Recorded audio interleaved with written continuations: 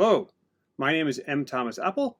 I am the author of the science fiction novel Bringer of Light, which is coming out on March 15th. This is my video to describe the main characters in the story. There are a lot of characters. They speak multiple languages and come from multiple ethnic groups. So there is a bit of a pronunciation guide also in this video.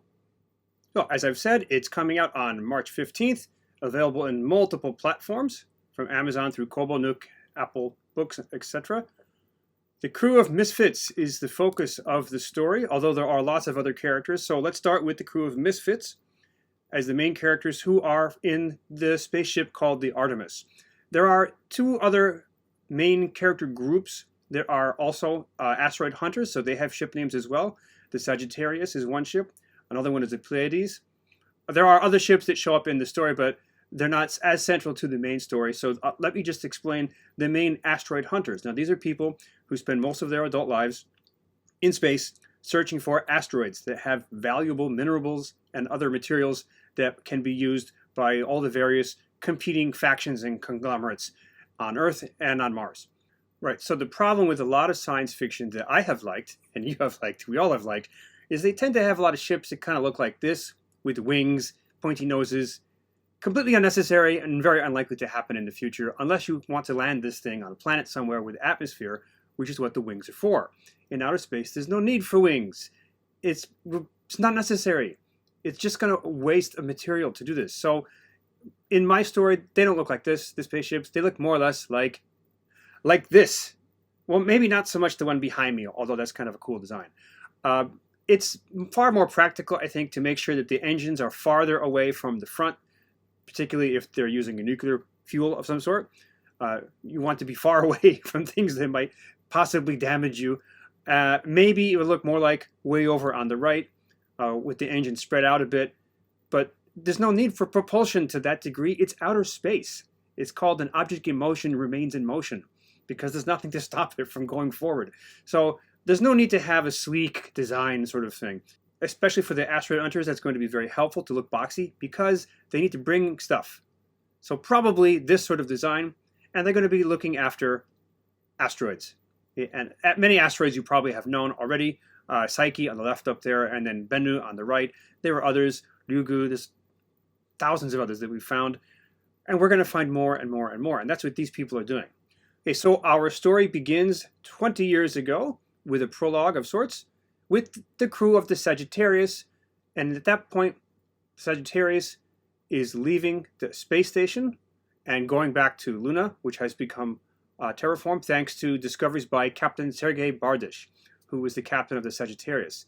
And they find something in orbit around Earth as a result of an explosion of some sort, and that sets off everything in motion for the rest of the story. Gennady, Ildiko, and Lena are the three crew members, and they feature quite prominently, especially Gennady, who becomes the antagonist to the story.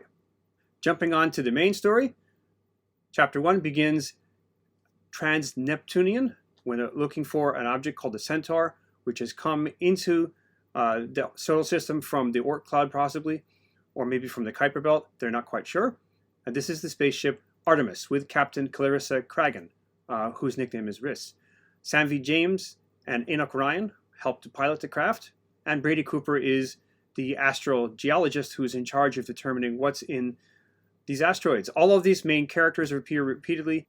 Some of the story is told from the point of view of Ryan, and from Cooper sometimes, or once or twice from Samvi's point of view, but most of the story is taught from the point of view of the captain, Riss. While Riss and her crew are out on the trans-Neptunian object, collecting it, destroying it, sending pieces on, hopefully finding something of value, another group of people is on the moon. This is the base for the United Americas, largely set up due to the results of Captain Sergei Bardish, who is now retired, finding valuable minerals that speed up the terraforming process. Wang Wei, or Sam, is an architect who is based on the moon, and he has become engaged to Riss. And you'll see the connection, if you read the book, of why Riss sets off stuff with the Sagittarius crew that Captain Bardish is no longer in charge of. Elodie Gagnon is also there, She comes in at the beginning of the story, but disappears for a while and comes back later and plays a much more important role because she's hiding a secret that she doesn't tell people until it's almost too late. But Sam doesn't stay on the moon for long. In fact, he only goes back once more after the beginning part because he sees himself as a grand visionary who is going to change art on Mars for the new settlers. So he arranges to be sent to Mars, and the first person he meets is the United Nations overseer Martin Velasquez. He is also a major character for most of the story as it goes back and forth between Riss's crew and Mars. And there's another character who is introduced later, Sergeant Major Hamels, who doesn't play much of a role in the beginning of the book, but again has a very important role near the end of the book.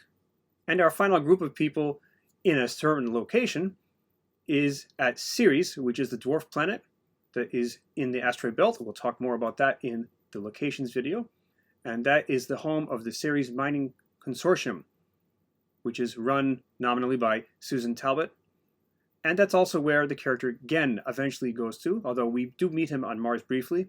And you'll see the relationship between Gen and Talbot and another character whom we've already met. Last but not least, there are two major spaceship crews that we'll see who don't stay in one place because they're too busy conniving. Actually, there's a bit of an intrigue going on. Sagittarius is captained by Gennady now, who you met already as being on the Sagittarius under Captain Bardish. And the Pleiades is now captained by Ildiko, who also was on the Sagittarius. So in a way, they've become kind of rivals because of a tragedy that happens, and that motivates Gennady's behavior throughout the entire book, as well as Ildiko, although she has something else in mind. And there are other characters. Ori and Andy and Carols are working on the ship Sagittarius under Gennady, and they're not really having a good time with him. And Teget is not the only named character of the Seven Sisters, but she is the only one who plays an important role in the story later on. And who is the seventh sister? Okay, like I keep saying, space is vast. There's lots and lots of space in outer space, hence the name. The characters get some miscommunication because of the distances involved, where they are, type of communication needed, who's doing what where. We'll talk a bit more about that in the locations video, but I hope this video has introduced enough of the characters that you are interested in the intrigue. The relationships are complicated. The characters do evolve over time, and some of them grow together, and unfortunately some of them grow farther apart. And there is, of course, another tragedy that occurs later on. But that's for you to find out. So that's the character video. I hope this intrigued you enough to want to get to know more. There's another locations video coming on the way. In the meantime, please check down here on my author website for more updates, and stop by your favorite bookseller to reserve your copy of Bringer of Light, coming soon. Thank you for watching.